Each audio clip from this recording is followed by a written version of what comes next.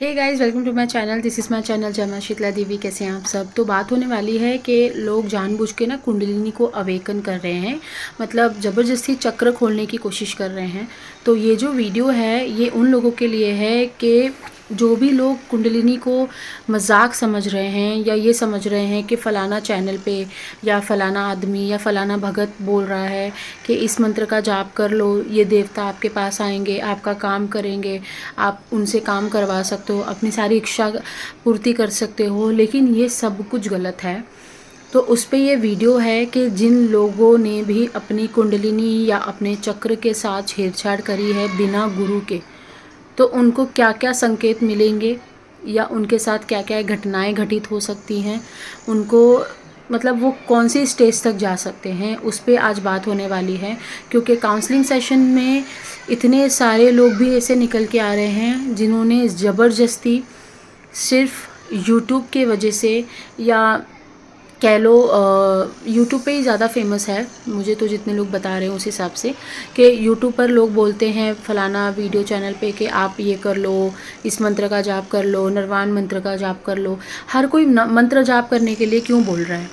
और वो अभी ना बच्चे हैं, मतलब 20 साल के, 22 साल के, 25 साल के बच्चे हैं। इन्होंने ना इनकी शादी हुई है, ठीक है, ना इनके कोई बच्चे हैं, ना इन्होंने कोई पढ़ाई कंप्लीट करी है, ना इनके पास कोई पैसों के रिसोर्सेज हैं। ये सारे बच्चे हैं, इन्होंने कुछ दुनिया नहीं देखी और ये कूद गए सीधा किधर, मंत्रों में। ठीक है, तो प्लीज़ ये रिक्वेस्ट है, आप अगर ऐसा कोई काम कर रहे हो तो प्लीज़ सोच समझ के करो, या किसी ऐसे टीचर के पास जाओ, किसी ऐसे पर्सन के पास जाओ जो आपको इसमें पूरी तरीके से आपको गाइड कर सके कि इसके क्या साइड इफ़ेक्ट होने वाले, क्या फ़ायदे होने वाले, क्या नुकसान होने वाले, सब कुछ। क्योंकि मेरे पास जो लोग आते हैं ना, वो बोलते हैं कि सिद्धि दे दो, थर्ड आई दे दो, देवता दे दो, शक्ति दे दो। अब चलाना कैसे, और दे दो क्या होता है, मतलब क्या आलू टमाटर है क्या मतलब दे दो, पैसे ले लो, दे दो, ऐसे थोड़ी ना होता है। शक्तियाँ कमानी पड़ती हैं, मेहनत होती है, तपस्या होती है, आपके जितने भी कुकर्म होते हैं वो ख़त्म होते हैं, उसके बाद शक्तियाँ आपके पास आती हैं। फिर वो शक्तियाँ आने के बाद आपको आपकी परीक्षा लेती हैं कि इस फलाना व्यक्ति ने, इस फलाना बच्चे ने मेरे को बुलाया है और मैं देखना चाहता हूँ कि इस शक्ति का वो क्या इस्तेमाल करेगा, अपने लिए इस्तेमाल करेगा, या इसको लालच है, या इसको घृणा है, या इसके अंदर नफ़रत है। अगर इसको हम पैसे नहीं देंगे तो क्या हमारे साथ वो कैसे ट्रीट करेगा, हमारी पूजा वो किस तरीके से करता है, किस प्रकार से करता है। ये सारी चीज़ें शक्तियाँ आके देखती हैं, वो अदृश्य होती हैं, इसलिए आपको नहीं पता चलता। आपने देखा होगा कि आपको सपने में कोई देवता की सवारी दिख रही है, या आपने सपने में देखा होगा कोई देवता का वाहन दिख रहा है, शेर दिख रहा है, या डॉग दिख रहे हैं, या अस्त्र शस्त्र दिख रहे हैं माता काली के, भैरव जी के। तो ये सब क्या होता है कि वो बताते हैं कि तूने इस मंत्र का जाप किया ना तो मैं आया, या फिर पिछले जन्म से आपका कुछ उनसे लगाव होगा, जुड़ा होगा, तो उस पर्टिकुलर देवता के वाहन आपको दिखते हैं। ठीक है, तो इसका मतलब सीधा सीधा संकेत होता है कि उस एनर्जी ने आपके घर में पैर रखा, आपको सपने में उन्होंने एक हिंट दिया कि देख मैं आ गया हूँ, अब तरीके से रहना, अगर इसमें कुछ भी ऊपर नीचे हुआ मैं वापस चले जाऊँगा। ठीक है, फिर वापस से आपको उतनी पूजा पाठ बढ़ानी होती है, फिर वो वापस आते हैं, फिर इसी सेम प्रकार से फिर वो प्रोसेस चलता है। फिर वो आएंगे, फिर टेस्ट लेंगे, फिर आपको परखेंगे, फिर आपको रिजल्ट देंगे, फिर रुकना है नहीं रुकना है, फिर उस हिसाब से जाते हैं। आपने सुना होगा ना कि किसी ने 10 बार भी मंत्र जप लिया, या किसी ने 10 माला कर ली तो उसको सिद्धि मिल गई, और सामने वाले ने 100 माला जपी फिर भी उसको सिद्धि नहीं मिली। ठीक है, तो इसमें क्या होता है कि सामने वाले गुरु पे या सामने वाले टीचर पे दोष निकाला जाता है कि उसने मुझे प्रॉपर नहीं सिखाया, बट ऐसा नहीं होता। इसमें आपके कर्म और आपकी नीयत बहुत ज़्यादा शामिल होती है, तब जाके ये शक्तियाँ आपको मिलती हैं। अब बात कर लेते हैं कि अगर कोई जानबूझ के अगर अपने मंत्रों के द्वारा या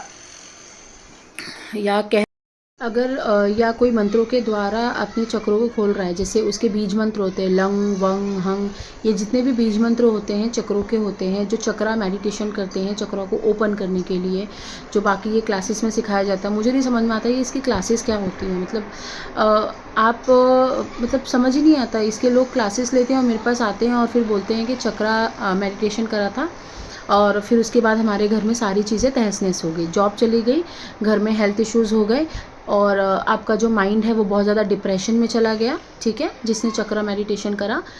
क्यों? क्योंकि वो पर्टिकुलर टाइम तक वो टीचर आपके पास रहता है सिखाने के लिए, लेकिन वो ये नहीं सिखाता कि इन फ्यूचर अगर कुछ डिसबैलेंस हुआ या कुछ डिसेबिलिटी हुई तो आप क्या कर सकते हो। मतलब अगर उसके साथ कुछ छेड़छाड़ हो गई या कोई नेगेटिविटी अट्रैक्ट हो गई, क्योंकि चक्र खुले हुए वो नेगेटिविटी को दिखता है।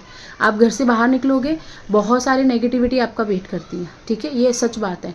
जिस दिन आपकी दिव्य दृष्टि खुलेगी उस दिन आपको दिखाई देगा लिटरली कि कितनी ज़्यादा नेगेटिविटी का वास है बाहर, ठीक है। दिव्य दृष्टि का खुलने का मतलब ये नहीं कि घर से बाहर निकलोगे तो इधर खड़ा है वो दिखेगा, उधर खड़ा है वो दिखेगा, नहीं। उसकी एक सीमा होती है, उसका एक अलग तरीका होता है, वो अलग चीज़ है। लेकिन जिस दिन दिव्य दृष्टि खुलेगी उस दिन आपको पता चलेगा कि बहुत ज़्यादा कलयुग में नेगेटिविटी का वास है। तो नेगेटिविटी जब आपको देखती है तो उसको पता चल जाता है कि आप बिगनर हो, आपको कुछ आता नहीं है और आपके सिर्फ चक्र खुले हुए हैं। आपने ऑरा पे काम नहीं करा, आपने कोई देवता सिद्ध नहीं करे, कोई देवी को सिद्धि नहीं की, सिर्फ आपने चक्रों की मेडिटेशन करी है। चक्र खुलने का मतलब ये होता है कि उन 7 चक्रों में कोई भी नेगेटिविटी आके रुक सकती है, ठीक है। अगर उसके पावर्स को आप यूज़ नहीं करना जानते हो चक्रों के, तो कोई भी नेगेटिविटी आपके चक्रा में आके बैठ जाएगी या आपके घर में आके बैठ जाएगी और वो आपको परेशान करती है। और आपको पता तो चलता है कि कुछ गड़बड़ है, लेकिन कुछ कर नहीं पाते हो। और जिससे आपने सारा सीखा होता है वो भी आपसे बात नहीं करता है, क्योंकि उनका टाइम ख़त्म हो जाता है, आप उससे पूरा सीखते नहीं हो। ये गलती आपकी है, आपको पूरी चीज़ें सीखनी है। अगर इन फ्यूचर कुछ होता है, चक्रा मेडिटेशन क्यों कर रहे हो, क्या हासिल करना चाह रहे हो, सीधी सी बात है। अगर आपको कुंडलिनी अवेकन करनी है या चक्रा खोलने हैं या देवी देवता से आपको बहुत ज़्यादा प्यार है, लगाव है, आप स्पिरिचुअल होना चाहते हो, तो सिंपल सी बात है, घर में बैठ के बहुत सारी ऐसी चीज़ें आती हैं। सिद्ध कुंजी का स्तोत्र है, दुर्गा सप्तशती का पाठ है, हनुमान चालीसा, दुर्गा चालीसा, काली चालीसा, पुराण है, शास्त्र हैं, सुंदरकांड है, ये सब का पाठ करो। इससे भी शक्तियाँ मिलती हैं, ठीक है। और इससे जो शक्तियाँ मिलेंगी ये बहुत ही ज़्यादा स्ट्रांग मिलती है, मंत्रों से भी ज़्यादा, ठीक है। ये किसी ने आपको बताया नहीं है, मैं आपको बता रही हूँ। मेरे पास बहुत सारे ऐसे काउंसलिंग सेशंस में लोग आ रहे हैं और वो मुझे बताते हैं कि हमने कोई मंत्र जाप नहीं किया, हमने सिर्फ सुंदरकांड का पाठ किया और मेरे आसपास में इतने ज़्यादा उनके गढ़ आ चुके हैं कि मुझे किसी काम की करने की ज़रूरत ही नहीं पड़ती है। आप मानोगे इस बात को? नहीं मानोगे ना? ट्राई करके देखो, 1 महीना सुंदरकांड का पाठ करो, कोई मंत्र जाप मत करो, कुछ मत करो, किसी गुरु के पास मत जाओ, किसी भगत के पास मत जाओ, देखो सब चीज़ें कैसे नॉर्मल होती है लाइफ में, ठीक है। तो लोग जो है सही बात बताते नहीं हैं, सही बात बताना बहुत ज़्यादा ज़रूरी है, लेकिन लोग बताते नहीं हैं, ठीक है। तो अभी क्या करना है आपको, अगर आपने चक्र खोल लिया है और या कुंडलिनी एक्टिव कर ली है या बिना गुरु के आप मंत्र जाप कर रहे हैं, तो आपके लाइफ में क्या क्या चीज़ें घटित होंगी। पहली चीज़, आपका जो माइंड है वो डरने लगेगा, आपको अंधेरे से डर लगेगा तुरंत। ये बहुत ही अर्ली साइंस है, बहुत ही जल्दी आपको साइंस मिलेंगे। आपको यहाँ बैठे हो ना तो सामने कोई भी चीज़ खड़ी है, मतलब बहुत दूर पे, जैसे 10 या 20 कदम पे भी कोई चीज़ वहाँ पे रखी हुई है और अंधेरा हो रखा है, तो आपको डर लगेगा। Very start of the beginning, बहुत जल्दी मैं बता रही हूँ। जैसे आज मंत्र जाप करने लगा तो 2 दिन में आपको फ़र्क पता चल जाएगा। 2 दिन में आपको ऐसा लगेगा कि मुझे बहुत डर लग रहा है। ये उन लोगों के साथ होगा जिनका कोई गुरु नहीं है या जिनको किसी ने सिखाया नहीं, उन्होंने बस यहाँ इंटरनेट से कोई भी मंत्र लेकर शुरू कर दिया, ठीक है। उनको डर लगना शुरू होगा, उनके सारे काम बिगड़ेंगे, उनका कोई भी अच्छा काम नहीं होगा, ठीक है। ध्यान से सुनो, अच्छा काम कोई नहीं होगा। वो जो भी पैसे कमा रहे थे, पढ़ाई कर रहे थे, या उनके रिश्तेदार जो फेक रिलेशन होंगे वो तो छूट ही जाते हैं, लेकिन एकदम स्टार्टिंग में नहीं छूटते, उसको समय लगता है कट ऑफ होने के लिए रिलेशनशिप, जो बुरे रिलेशनशिप होते हैं। लेकिन जो बुरे साइड इफ़ेक्ट जो पड़ने वाले हैं चक्र खुलने के बाद या कुंडलिनी अवेकन करने के बाद, वो ये है कि अचानक से आपका ना झगड़ा होगा, हर किसी से झगड़ा होगा। आपको ऐसा लगेगा कि मैं घर से बाहर ही रहूं, घर के अंदर आऊँ ही नहीं। आपको अपने अंदर से ही एक मतलब ऐसा लगेगा कि मैं कौन हूँ, मैंने क्या कर दिया, या मैं कहाँ पे हूँ, मुझे ये पढ़ाई नहीं करनी, मुझे जॉब नहीं करना, मुझे घर के अंदर नहीं रहना, मुझे कुछ भी नहीं चाहिए, मुझे बस ऐसा है कि मैं बस बाहर घूमूँ। कोई अंदर से मतलब कोई इंट्यूशन पावर काम नहीं करेगी आपके अंदर से, एकदम ज़ीरो हो जाओगे, ठीक है। एकदम ज़ीरो हो जाओगे, ज़ीरो लेवल पे आ जाओगे, नींद नहीं आएगी, खाना ज़्यादा बहुत ज़्यादा भी खा सकते हो और बहुत कम भी खा सकते हो। शरीर सूखने लगेगा, डिपेंड करता है कि आपने मंत्र या कौन सा तरीका अपनाया है कुंडलिनी अवेकन करने का। अगर कोई मशान के मंत्र लिए हैं, कोई तंत्र मंत्र के मंत्र लिए हैं, कोई अलग मतलब समझ रहे हो ना आप, कोई अलग लेवल का मंत्र लिया है तो आप बहुत ज़्यादा ये सिम्टम्स देखोगे। अगर कोई नॉर्मल मंत्र लिया है ओम नमः शिवाय या माता काली के, तो इसमें आपको धीरे धीरे आपको सिम्टम्स दिखेंगे। लेकिन खुद से अवेकनिंग मत करो। कुंडलिनी अवेकनिंग आप आज के टाइम पे ना फैशन हो गया है। पहले इस चीज़ को समझो। अगर आप कोई मंत्र जप रहे हो, उसका मतलब क्या है? मंत्र जपने का मतलब ये है कि उस मंत्र से जुड़ी हुई जितनी भी शक्तियाँ हैं वो आपके घर में, आपके शरीर पर अट्रैक्ट होंगी।